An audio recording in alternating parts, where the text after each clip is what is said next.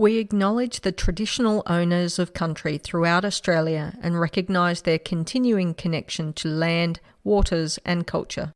We pay our respects to their elders past, present and emerging. This is Cheryl from Dja country.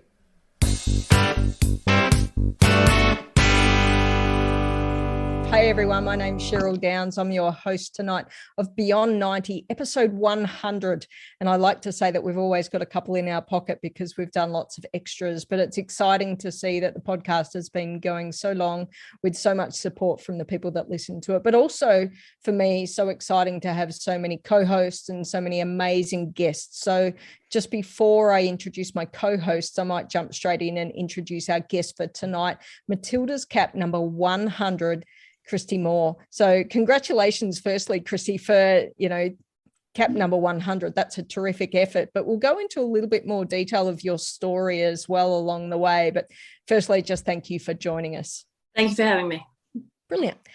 We've also got on the podcast today a bit of a shout out to Dale, who's moving house. How much fun would that be? So good on you, Dale. Have fun doing that. Madge, I hope all is well up there. No public holiday for you, as like the rest of us here. We had one, or Kristy, I'm not sure if you did. I think we put ours to the second half of the year because we always complain that after August we didn't have anything because we don't get like your Melbourne Cup days or anything. So I think they just picked this one up and put it into October for us. Queensland always being just a little bit special. I think that's an example of that. Steffen, different. How are you Not doing? Special, just different. Just different. All right, fair call. Steffen, you well?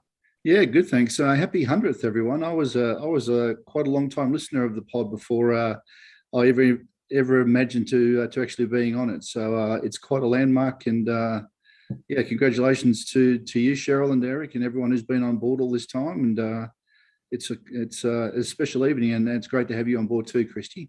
Thank you. Yeah, I think it's brilliant that when you joined us, Steffen, it shows that the range of knowledge that you have in football, but also just the opportunities that Beyond 90 presents to people to try and give them space in that media landscape and to talk about football, because it's still very much an emerging space.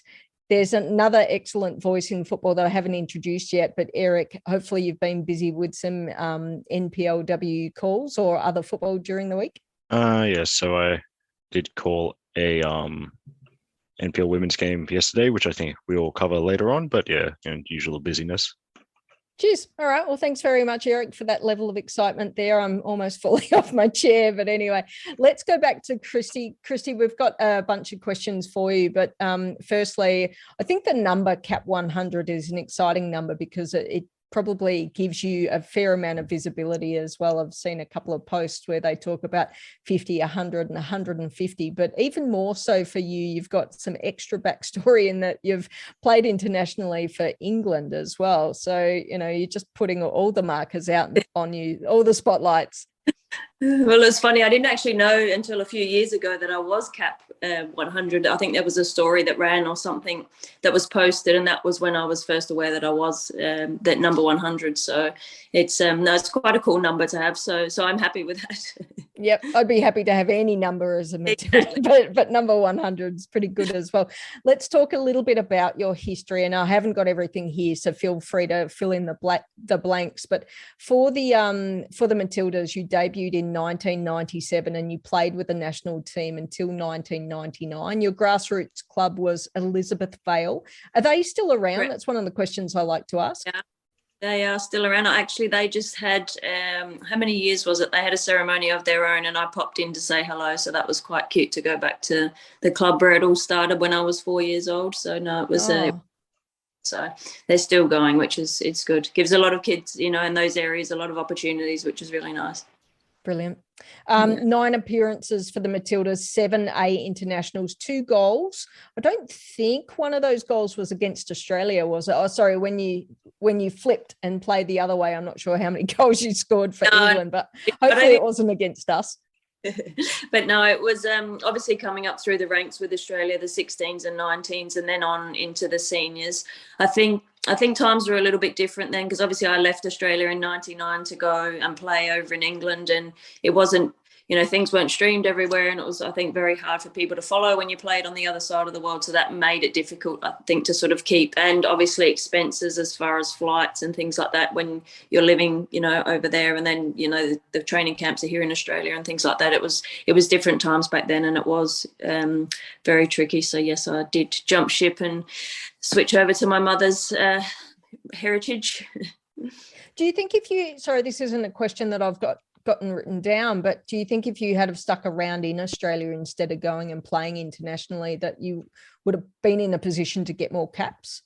Yeah, I would think so. I think as I said, I think it was different times, and it was very tricky for them to follow, and it wasn't really the norm. I know I wasn't the only one. There were other players that sort of went overseas, but it also wasn't sort of the common thing to do then, whereas you look at now how many of the Australian side play elsewhere in the world at the moment. Yep. Which is great. So it has changed a lot, but I think it was very tricky back then, just because, as far as all the exposure and filming and all those sorts of things, and coaches flying over to watch and things like that, it wasn't really reality back then. So, yep.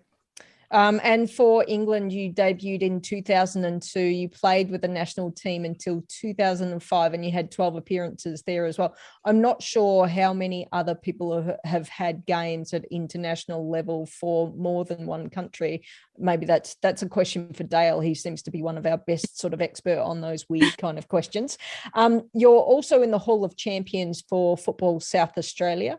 You've played 3 seasons for Adelaide United, which is something that I quite enjoy, because that's something when we used to be able to see you playing it as well. And in 2014, I think it was, you were the captain of Adelaide United. You were player of the year, and you're also players player of the year. So Adelaide United have always been one of my favourite teams. I'm from Melbourne, but I've always had a bit of a fangirl for Adelaide and how hard that they work. And so, yeah. Pardon me? The good old underdogs.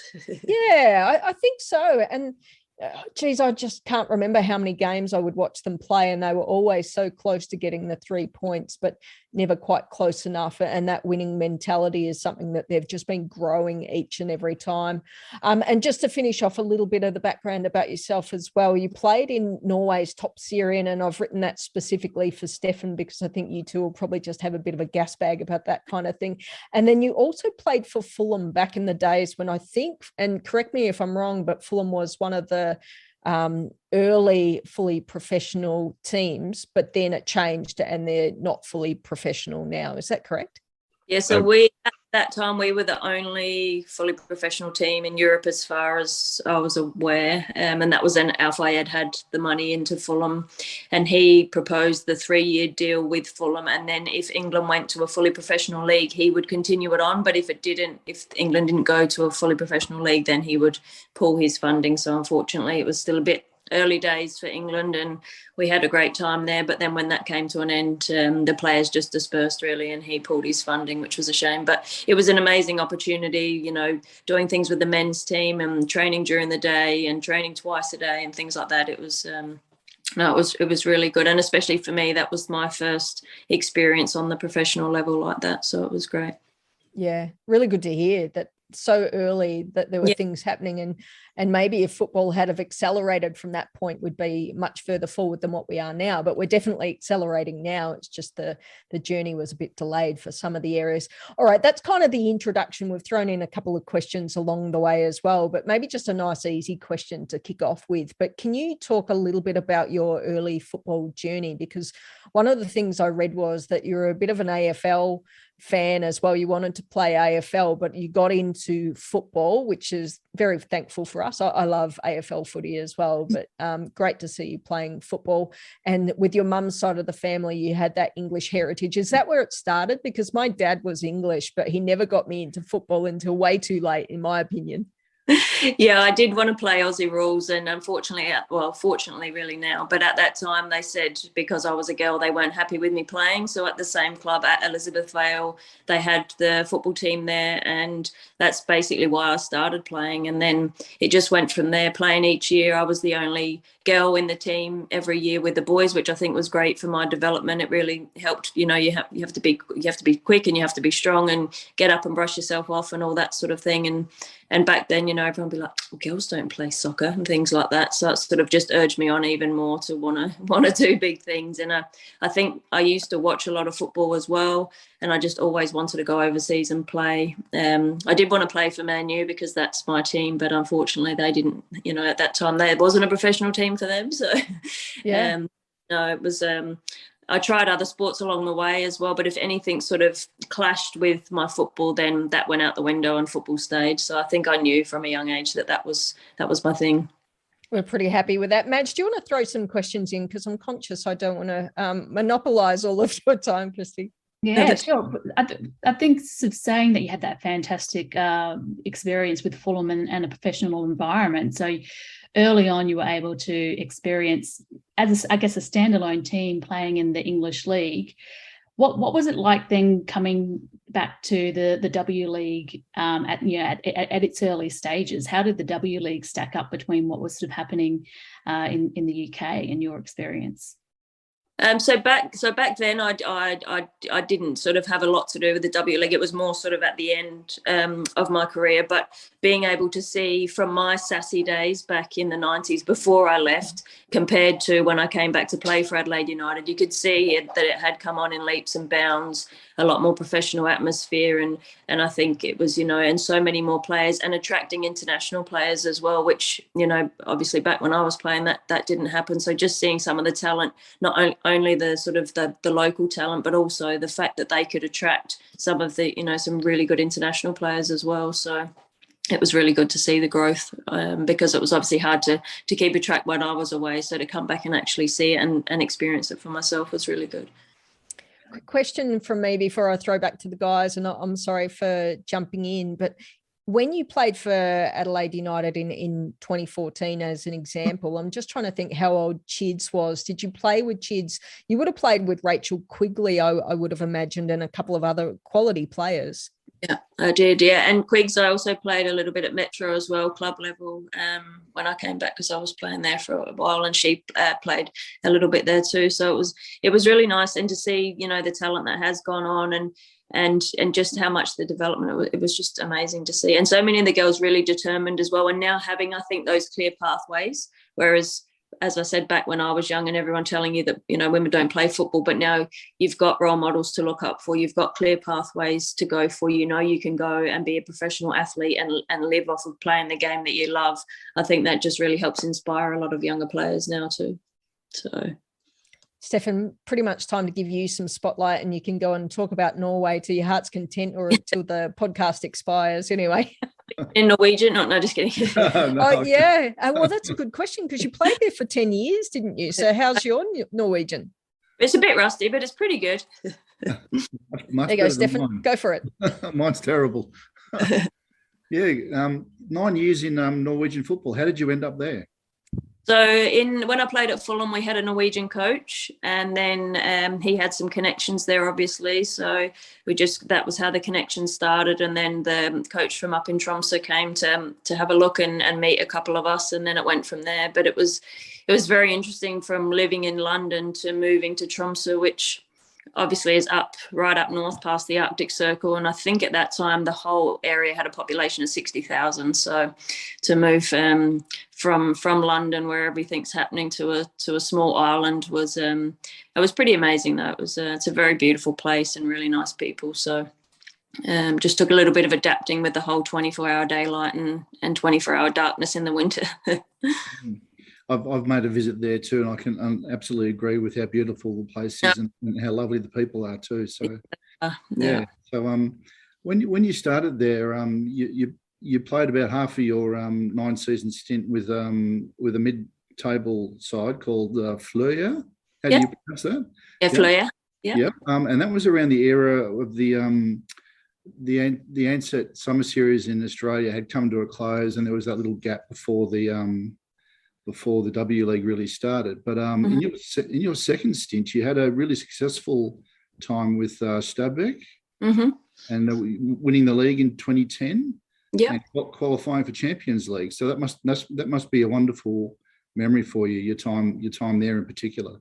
It was. So Fløya were obviously a team that were, up and coming, trying to fight with with the top sides. But for us we won bronze 2 seasons with Floyer, and I think it was either once or twice. I think at once I was a top goal scorer there, but it was just a bit similar to what you were saying before, Cheryl, about Adelaide United. It was sort of that really hard working spirit of a team, and we weren't the best side in the league, but we worked hard, and we did have, you know, a few really good players, and we had some good experience and then some good young ones as well. So I think for us to get the bronze medal, it was really important for Tromsø itself as well. They covered, even back then, they covered a lot in their newspapers.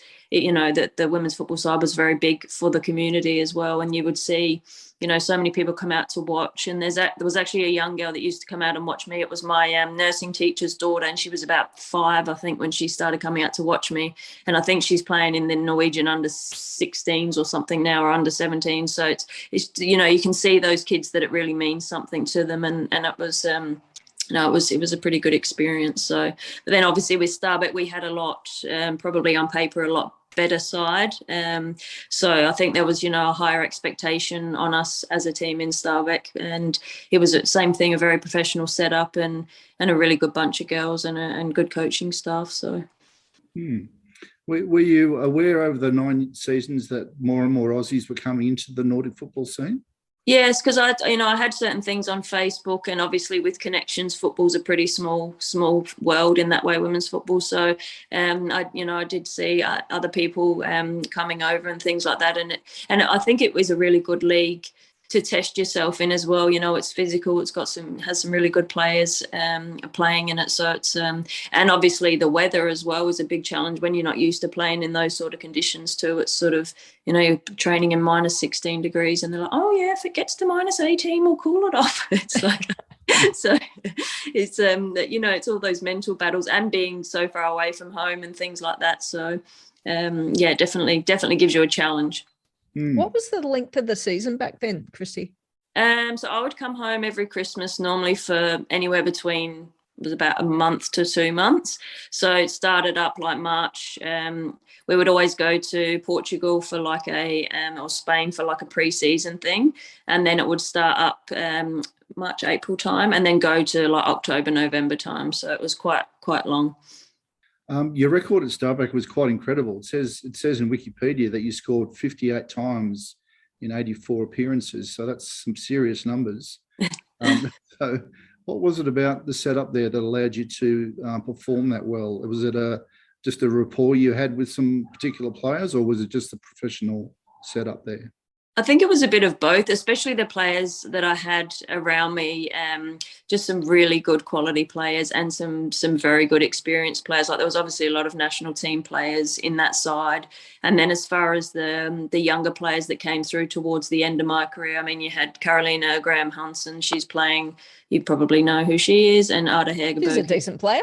Exactly, and Ada, who's killing it. I mean, they were both 15, 16-year-olds that came in, and you could just see like that they were very professional in their way already at that age. They set a high standard for themselves and for everyone else, and you know, held their own against players that were sort of at the other ends of their career, and they weren't, you know, scared to go in for a tackle or to stand their own. So I think you can just see when people sort of live and breathe football and set those standards for themselves. So. That was going to be my last question about Hegerberg. She joined the club in 2012, which was your last season. So, yeah, your memory of it. So I think you've just answered that. So remarkable, back then. Very professional, as I said already, from a young age. And obviously her sister Andrina, she also played in Stabæk too. But no, just you could see from as soon as they come in, because I know that I've noticed here with some of the young girls, obviously they can be a bit shy and sort of and things like that. But there was none of that with Carolina or with Ada. They knew what they wanted and they got stuck in. And if it was someone of my age or someone else that made a mistake, they would hold you accountable for it. And that was great. That's what you need in a team. And for, you know, young girls to already have that instilled in them, that's it wasn't a surprise when they, you know, went on to do amazing things. So. Does sound very good. Eric, your turn to ask a couple of questions, or Madge wants to jump in first. I do have one, just staying on the Norway theme. Norway, they're a small country, but they've really punched above their weight when it comes to women's football. I mean, they were powerhouses sort of in the early sort of World Cup days, and They may have had a bit of a dip, but they're back really strong again now with Hegerberg and Graham Hansen as well. So what do you think the Australian system can learn from the Norwegian experience, given that a lot of Aussies are still going to play there? I think it's a bit of a culture thing too. So even though they are a small country and they, they're into their winter sports and things, obviously with the climate, but they just, I don't know, because I was quite shocked. I knew nothing about Norway before I moved to the other side of the world and went there, and obviously became, into all the culture and everything when I was there. But it's very surprising that they are so football crazy, even though they are such a small country, and they have so many other sports that are, the cross-country skiing and all those sorts of things. But even in a small town like Tromsø, we would go, and there was a football pub there, and it would be packed. We would go and watch, all different Premier League games, and it would be absolutely rammed. People are just so passionate about the game.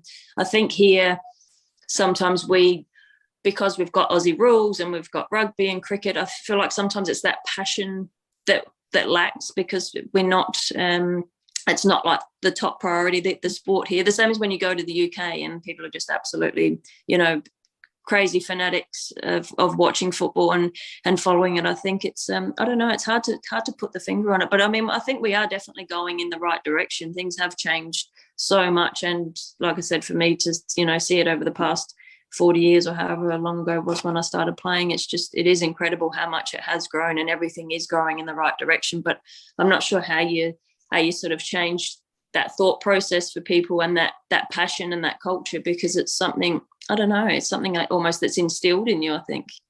I'm going to get up at 4 a.m. and watch the Socceroos tomorrow. Exactly. That's what I'm talking about, that sort of thing. So yeah, I'm not sure how to really answer that question, but it's weird. It's I think it is sort of, part of how you grow up and what you're used to when you're growing up as well, type thing. So Eric, questions from you?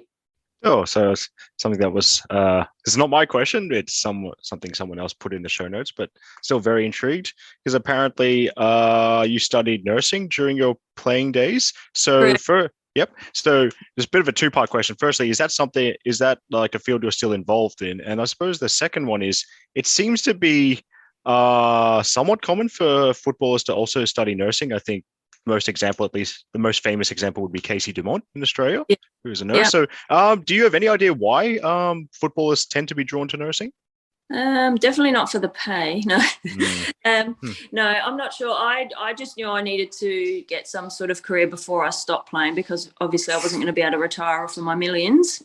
So I thought I would do something that I could do anywhere in the world, and that I could go into different fields, because if one thing, doesn't necessarily suit you, then there's so many different options with nursing. So that was the thing that drew me to nursing. But they actually ran a story on, just going back to Starbeck days for a minute, where, about how many women were studying in the Starbeck side as well as playing professional football. And I think it was like, I don't know, it was 90% of the team or something. And, you'd had one of the girls went on to be a lawyer and a judge, Lisa Cloveness, who you would know who she is. And then you had people doing physio and nursing and teaching and all those sorts of things. So things that, do require a heap of your time on top of playing a professional sport. So, but I think with nursing, the thing you can do it anywhere in the world, and you can sort of go into so many different fields. That was what attracted me to it anyway. Does your journey in football continue at the moment? Are you involved at any coaching level, involved in clubs? Are you going to be involved in the Women's World Cup in some which way, or is it now as a spectator? So I stopped playing just at the end of last season for Metro. My body decided it didn't want to function anymore. But I haven't gone into coaching as yet. I'm still not 100% sure if that's a direction that I want to go in or not.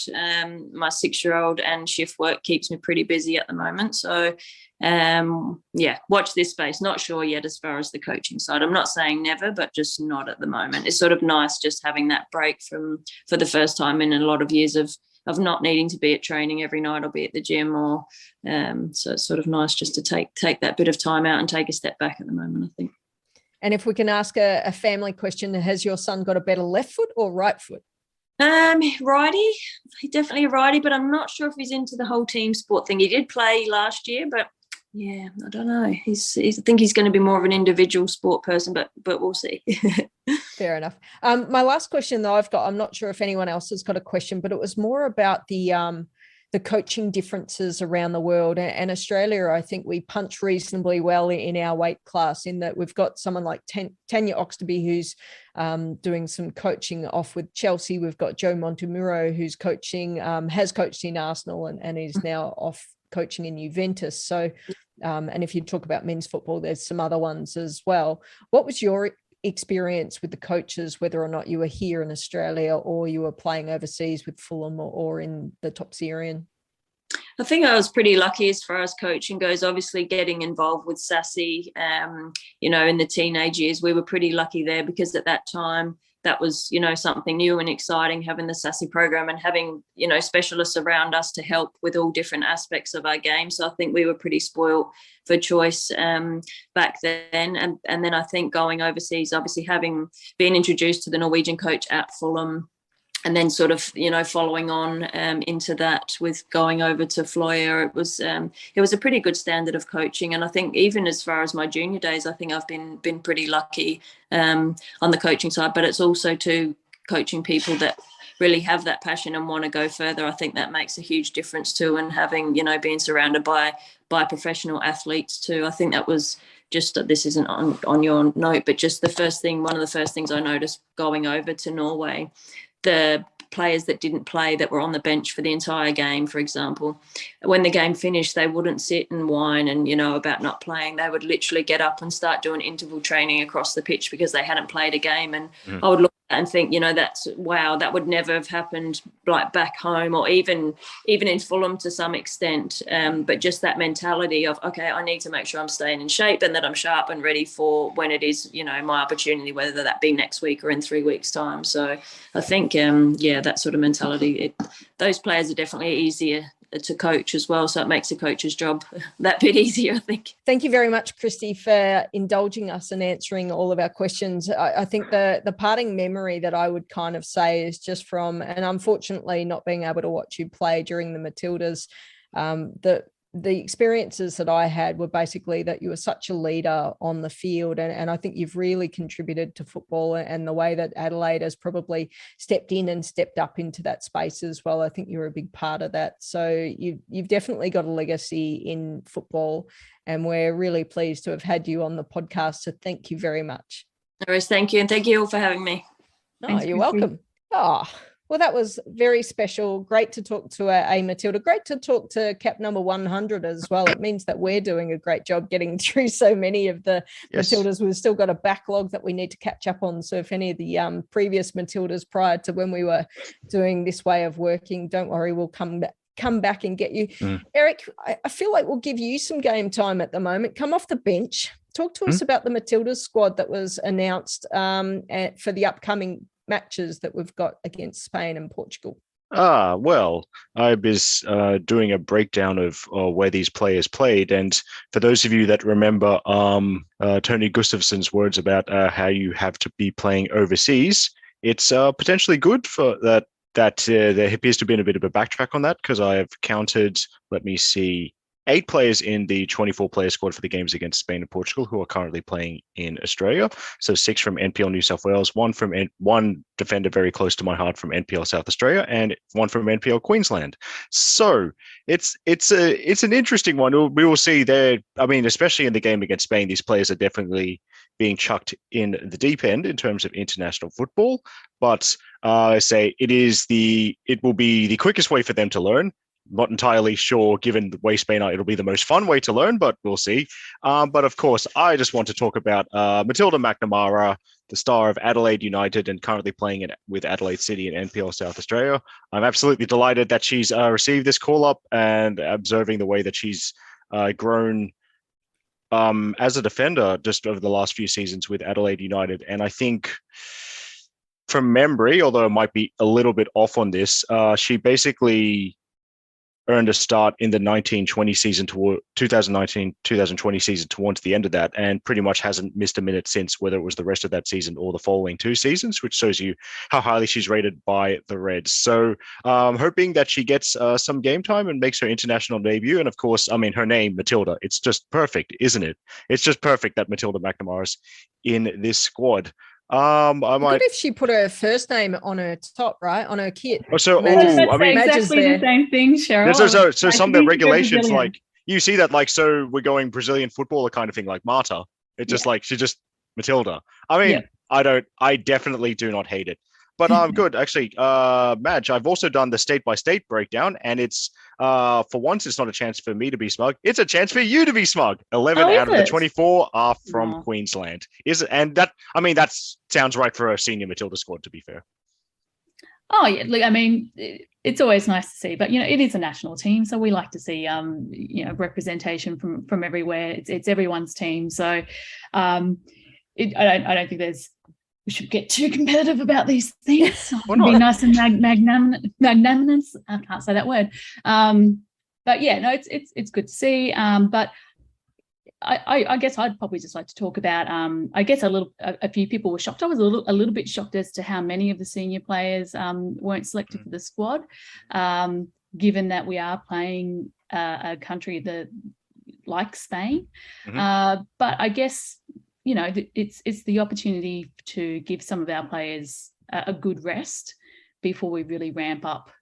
All those experienced players a good rest before we really ramp up into World Cup estimations. I think some people were wondering, well, why are we doing it for this lot of games and not the games against New Zealand, where maybe we should have experimented a bit more. But I think there's so many moving parts with FA trying to organise games and players with different club commitments. You've got to take your opportunities when they show up. And so I think it's a little bit disappointing. We can't see maybe our strongest team go up against a really strong team like Spain. But then on the flip side, it's giving the people what they want and giving no doubt some really good game time to some of our fringe players who maybe haven't gotten as much game time as people would have liked to have seen in previous windows. Yeah. So on that point about resting players against New Zealand, I'm not sure I would have liked to seen the backlash if Sam Kerr hadn't come over for 2 games in Australia, etc. That's that's an interesting take. I'm glad that I got to see Sam Kerr in Canberra while I was freezing to death. I absolutely think that's one of the moving parts that FA has to keep in mind as well, because it's also about building brand Matildas. And so if you've got a home series, the people want to see their favourite players. So there's big pressure there for FA and for Tony to be, you know, choosing the stars to come home and also to play during those games. So it's a balance. You've got to get that experimentation, rotate your squad, find out who the best fits are going to be. But then you've also got fans baying to see all of their favourites in a home series. So maybe, you know, these couple of games away from home. Not sure how Spain and Portugal are going to approach these games, given it's right before their big tournament. So they might be doing some tinkering themselves. So how hard they're going to go. I think it'll be really interesting though, and I think it takes a little bit of the pressure off results wise for the Matildas, and that we can just sit back and I think relax a little bit and not put so much pressure on these games results wise. I think this will be more about, well, you know, who looks like they will be knocking on the door, like who are the next people that we can really look at to be good contenders to really push those players that are taking the rest at the moment.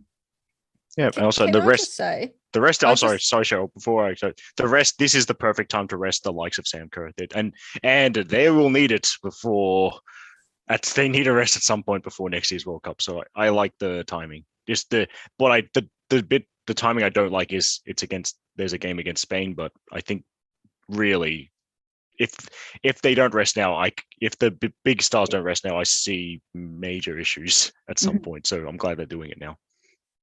Yep. I was just about to say, I think I agree with what everyone's saying. I think there's just a little bit messed up in my mind of the planning, because I think this is a real opportunity to see how Australia would fare against Spain. And if we knew that our players needed to have a rest, and I know that they would be, I absolutely agree with putting the player first and making sure that they have the opportunity to go home and just rest their bodies from this, just cycle of football.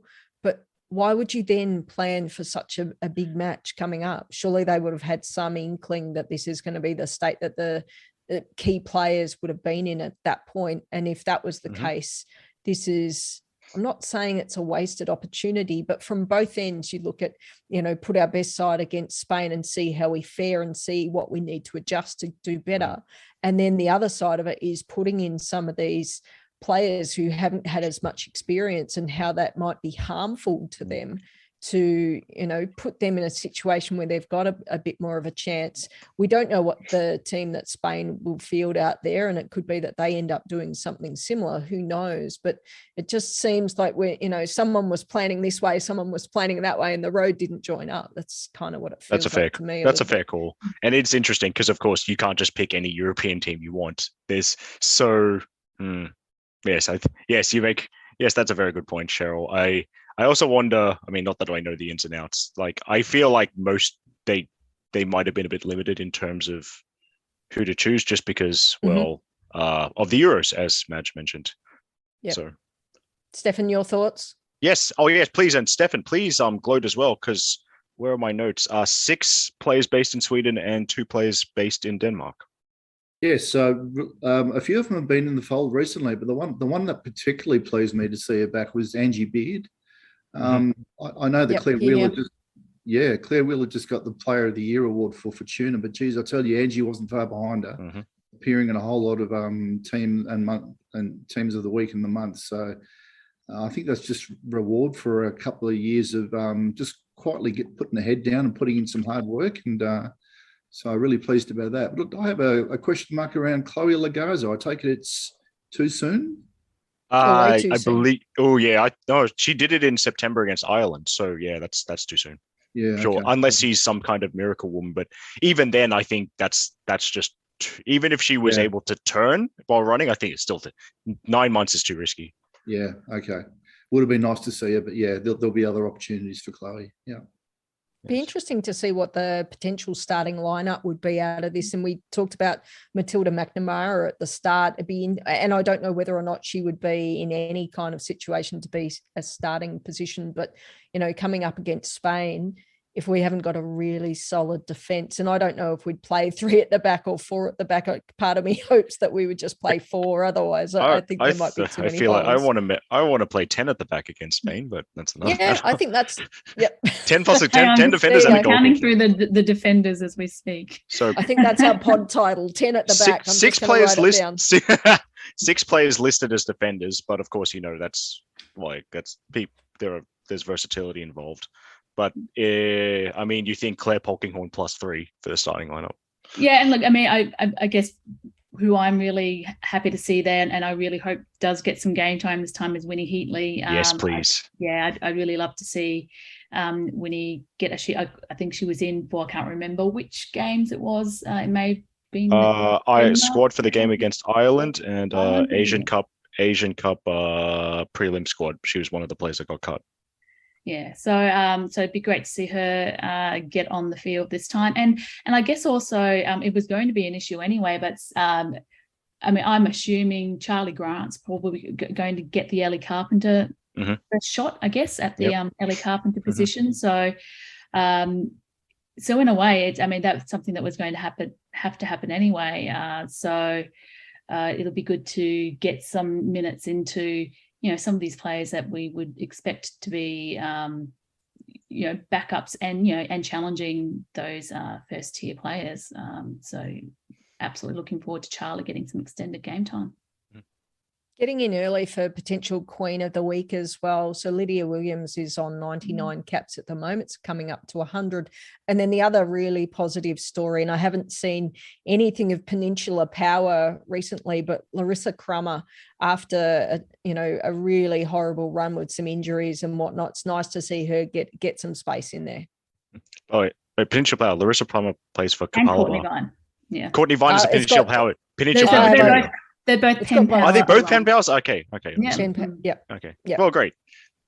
That's nice. All right. That's nice for a grassroots club to have two players in a national team squad because that doesn't Yeah, happen often. absolutely. Yeah, so it's good to see for them. So the great nursery there up in Redlands. So and also I guess I'm really interested. I mean, I think Jacinta Galabalaratchi has played friendlies, but this wouldn't be one to lock her in, would it? Because it's just another friendly. Yes. So yes.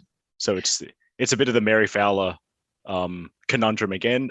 She could play the whole game and still not tied, and she can just so that Ballaracci could still after these games choose for any one of the 17 other nations that she's eligible for.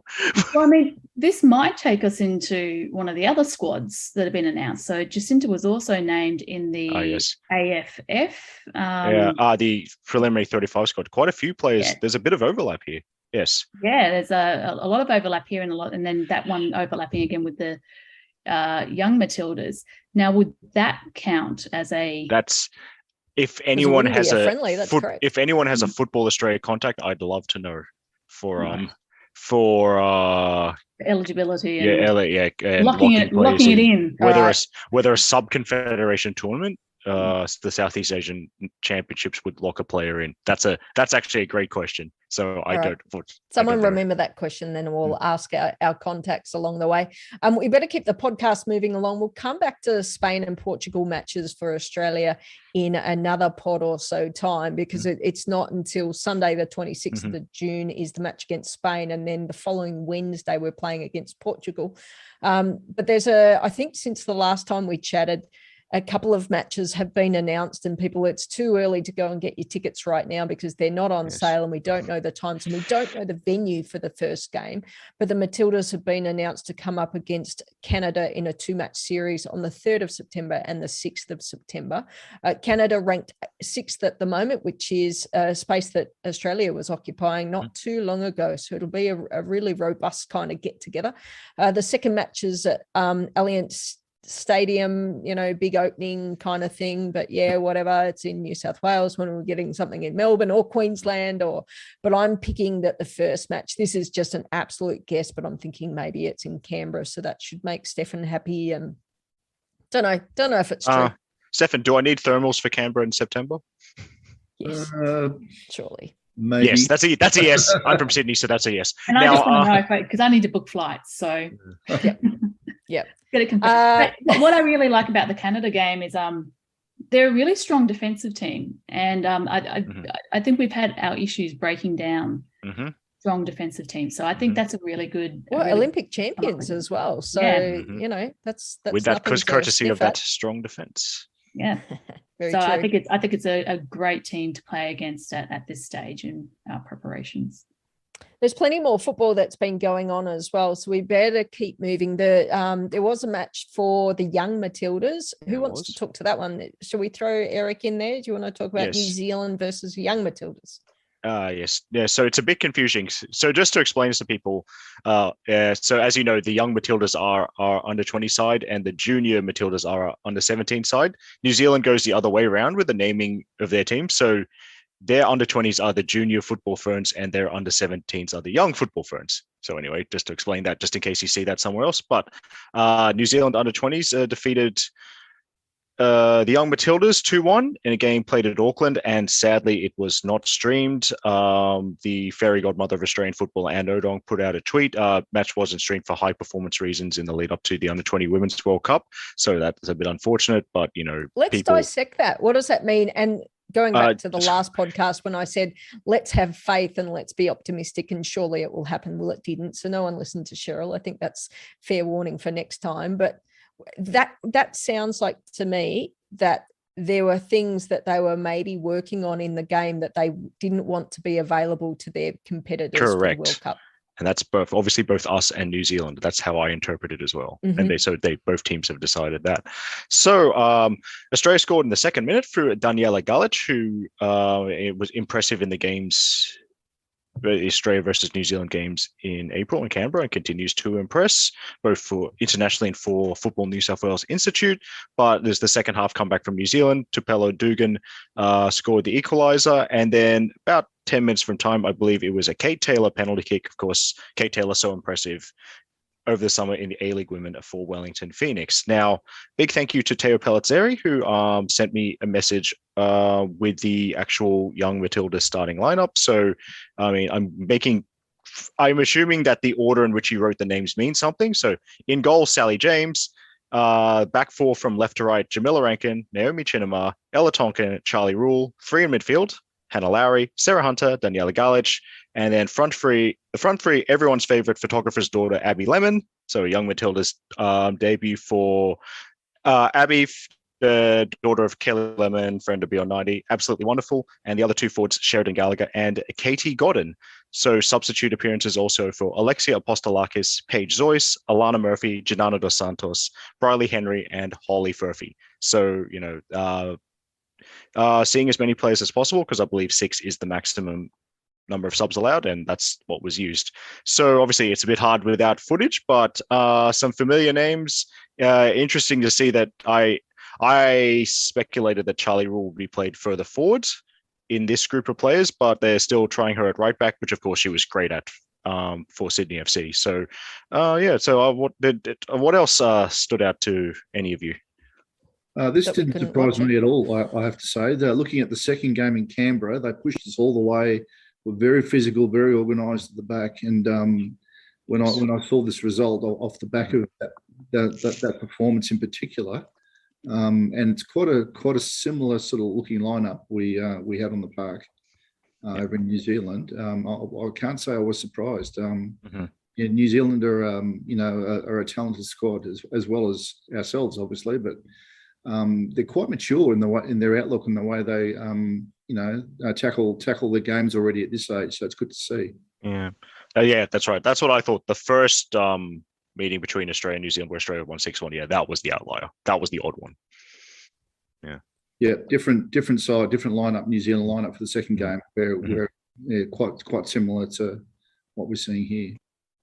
All right, I'm stressing out about how much time we've got left. So let's talk quickly about, there's all the time in the world left, but I appreciate that everyone's going to turn off the podcast at some point in time. The Junior Matildas, 30 players were selected for a training camp, which was in June. I think the training camp may have already been had, as we talked about earlier. The time of recording is the first day of the training camp. Thank you. That's good to know.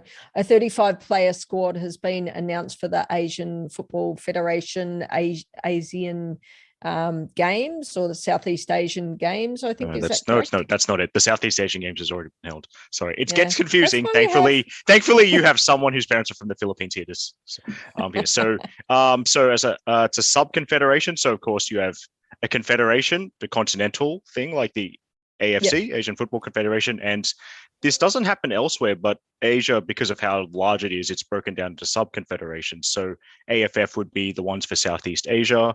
So Australia is in a group with Philippines, Thailand, Indonesia, Malaysia, and Singapore. And the other 5 nations are in the other group for this tournament. And I'm not going to name because I'm going to forget a country and make someone mad. But yeah, it's a 35-player squad. Okay, so we spoke about the overlap. This is what I was going to get excited about in the pod with Matilda McNamara making this squad, and then Football Australia, because they're just announcing squads every week these days. Matilda McNamara made a senior Matilda squad, and that's all wonderful. Who else sticks out? Abby Lemon is in this squad as well. Jacinta Galabadarashi, was it Chelsea Dorber? That's a big one. Larissa and Chelsea. I'll get onto some good Chelsea Dorber news in a bit. Larissa Crummer, Courtney Vine. Let's see, Taylor Ray. So it's looking like a very Mackenzie Hawkesby, who's been in flying form for like what feels like the last 2 years.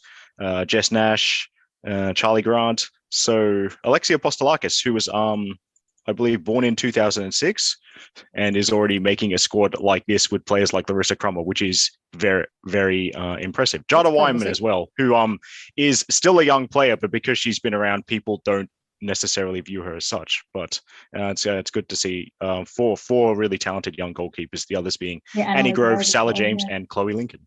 Okay, let's rush into Nordic football, and Steffen, give us the big highlights. Firstly, in Norway, Carly Rossbacken's had surgery on her foot. So it's really nice that she's got a family there to support her.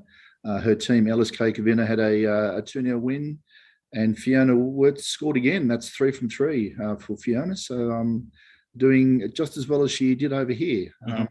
The other highlight is that Ellie Green made her debut for ValeAppearances finally. So she came on at 62 minutes in their big 4-0 away win against the Dynamite Girls, Row. So, yeah, lovely to see. It's been a long road for Ali, but good to see that she's there. Just quickly in Sweden, a comfortable win for Rosengard, where Tegan Micah played a full game. Charlie wasn't on the match sheet. A big important win for Vitsio, where Polks and Mini are playing. They were 3-2 away winners against the highly rated BK Häcken. They both played a full game, and Häcken drop out of the top 3. So it's not something you see very often. Let's see now. Courtney Nevin assisted for Hammarby's first goal in their 4-0 win over Kalmar. So is it even a Hammarby game if Courtney Nevin isn't involved in a goal? That's right. So she's just having a wow of a time for a club there. Kyra Cooney Cross was listed on the team sheet for the second time, but didn't get on the park. And also, I know it's a loss, but it's a 2-1 loss for Remy Simpson's AIK against Linköping. Linköping is second, so a 2-1 away loss isn't bad. So hopefully that's a sign of things to come. And Remy played 68 minutes. Nothing doing in Denmark. Season's over for now for the next 8 weeks or so. I think Fortuna have Fortuna Hearing have a friendly against Häcken, BK Häcken. So it's an Aussie fest there, that game. late in July. There's no Aussies at BK Häcken at the moment, but yes. Oh yeah, yeah. But it's Fortuna Hearing. It's always an Aussie fest. Yes, that's right. And Iceland, there were 2 games involving Aussies. Gemma Simon didn't play for Throtter, but they still won 3-1 against KR Reykjavik. And both the Aussies in that team, Margot Chevet and Susan Fongsong played a full game. And Melina Ayres was an unused sub in Breeder Blick's 1-0 win over Selfoss. And that's your Nordic wrap. Thanks, Steffen. Madge, do you want to give us a couple of highlights on the NWSL? Well, I think the biggest highlight was that Chelsea Dorber got on the park, I think, for the first time today, earlier today. So she played the first half of the game for Chicago Red Stars against Orlando Pride. And Chicago Red Stars took that one away thanks to actually a really banging goal from Mallory Pugh. So check that one out if you've got a chance. But other than that, I mean, I guess also it's just Emily Van Egmond's playing full games for San Diego Wave, which is, I guess, great for Matildas, getting lots of game time in a top quality league, and also Alex Chidiak is getting plenty of game time for Racing Louisville. So, but Chids didn't get the win. They went down 2-0 to Angel City, but Emily Van Egmond, I think they're still league leading San Diego Wave, but a couple of draws for Emily and San Diego Wave against the Portland Thorns and OL Reign. Thank you, Madge. State football. Let's talk about state football. Game of the round. Did you have one in the ACT, Steffen? How did that one go? Yeah, I was out at Gungahlon's game against Belconnen United. There were 2 very close games this round, and two games where there were hat tricks. So I was at the cold, windy, close 1-0 loss from Gungahlon United against Belconnen United. So the wrap will be coming out about that shortly. But the other game of interest was Canberra United Academy 1-1 draw against West Canberra. Played at on synthetic, so both teams are used to playing on synthetic, so that was an interesting one. Not unexpected that it was a draw. So thank you. Highlights. New South Wales highlights, Eric. Just breezing through this. So Manly United came back from a goal down to defeat Bankstown City by 5-1. And we've mentioned a few Adelaide United players already, so shout out to Emily Condon for scoring Bankstown City's goal. Sydney Olympic defeated Football New South Wales Institute 4-0. A bit rough for the Institute kids to come up against a team with 4 players in a senior Matilda squad. Had been just called up, but that's the way it is. And so Mackenzie Hawkesby was on fire with 3 assists. Northern Tigers defeated Illawarra Stingrays by 3-1. And those of you that are familiar with the Chinese calendar know it's the year of the tiger. Northern Tigers living up to that. They're leading the league and the only undefeated team after 10 games. And there was a 1-1 draw between Macarthur Rams and Sydney University, and the game I called for NPL TV was RPL Leichhardt defeating Emerging Jets by 1-0. Goal in the second half from the wonderfully named Isabella Cocodiscipio, who came off the bench and had also played in the reserves game beforehand. So a busy and productive day for Izzy. Also thoughts and well wishes to RP defender Tori Tumeth, who suffered a serious knee injury. Nothing confirmed, but I'm fearing the worst with that, unfortunately. But yes, best wishes to Tori for that. And one postponement.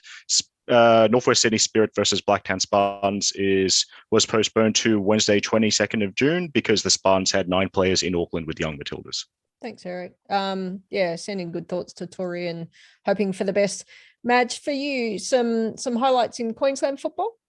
I think the biggest highlight was that there were no washed out games this round. So a full round of football, but no surprises, I think, in the results. So QAS went down to Sunshine Coast Wanderers 2-3, but good times for Jonty Fisher, as well as being for the QAS. She scored one of their goals, as well as being selected to the Junior Matildas squad.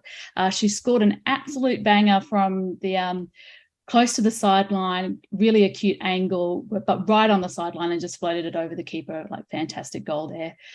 Eastern Suburbs went down to Capalaba 2-1. Gold Coast United went down to Lions FC 3-0. And South United beat Moreton Bay United 3-1 with a hat-trick from Paloma Gonçalves Oliveira. Thank you. And in Victorian football, as per my typical standard, I haven't watched the game in advance of the podcast. I watched them after the podcast, the highlights. But in better news, hopefully next podcast we'll have Taryn Hedo might be joining us. Hopefully we'll have fingers crossed to see it. Is that NPL TV commentary star Taryn Hedo? That would be the very same. And hopefully getting some kind of mid-season review, because I think we're in and around that halfway mark. Couple of big games in the round. So it was 4 versus 5. It was Box Hill United went down 1-2 against Alamein. Heidelberg United, who are second on the ladder, went down by 1 goal against Calder United, who are top of the table. And then it was South Melbourne, who was in 6th, but they've had some good results lately, went down to FV Emerging 2-0. And then there's actually a game right now, I think. I'm just having a look at the time. Yeah, it's a Monday night game. So Monday night game, as is the typical way, because we love playing in cold weather and having there are a few fans that turn up to the matches for the food, as Eric would talk about. So the Bulleen Lions are taking on Bayside United. Yeah. They're the Monday night team. Yeah, that's right. I remember. At the Veneta Club, I think, Bulleen Lions. Yeah, they love a Monday night fixture. By the way, sorry. So shout out to friend of Beyond 90. She's written an article for us, Bella Sewards, who scored an incredible goal in the Football Victoria Emerging 2-0 win over South Melbourne, and commentary from the aforementioned star Taryn Hedo. So can't remember who posted it on socials. Taryn did. I think it was Angela Christian Wilkes gave us a heads up on that. She did, and I made sure that we reshared that, because there was all wonderful. Just good to see a banging goal from a highly talented young player, Bella Sewards, who was training with Melbourne City over the summer, and of course a woman in commentary as well, which we certainly need more of. Correct. And I think Taryn was on the panel at the Women Onside Writers Festival as well. Was that not correct? I made that up. She? Oh, yeah. She was on a panel. A panel? Yeah, she was on a panel. I'm not sure it was that one. Okay. She was also fantastic on the Para-Matildas commentary. She was, yes. Very nice.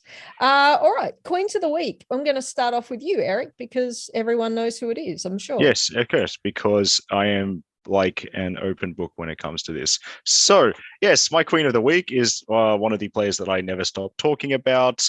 A player so good, I have 2 jerseys with her surname on the back. So Matilda McNamara, as I so delightfully said earlier, was called up to 2 national team squads, the 35-player preliminary squad for the next month's AFF Championship for Southeast Asian teams, and also the senior Matilda squad, a shock, but a very pleasant shock. So we could see Matilda McNamara potentially playing against Spain or Portugal or both.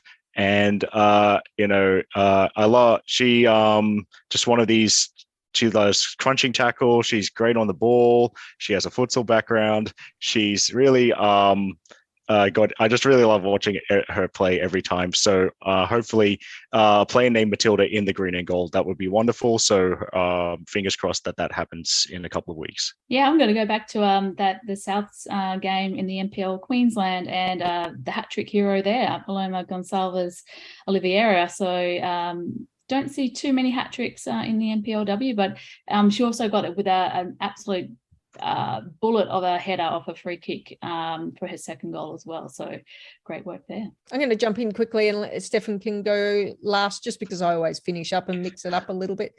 Lydia Williams in advance of hopefully 100 caps coming up pretty shortly. Great to have a goalkeeper who's punching their way through, and she's been a stellar goalkeeper for such a long time. And then also, as I said earlier, to Larissa Crummer, to see her back in the fold a little bit with the Matildas and see what could happen there. And it's a real opportunity for her, given the way that they've announced this, or given the people who aren't necessarily in the squad. Steffen, take it away.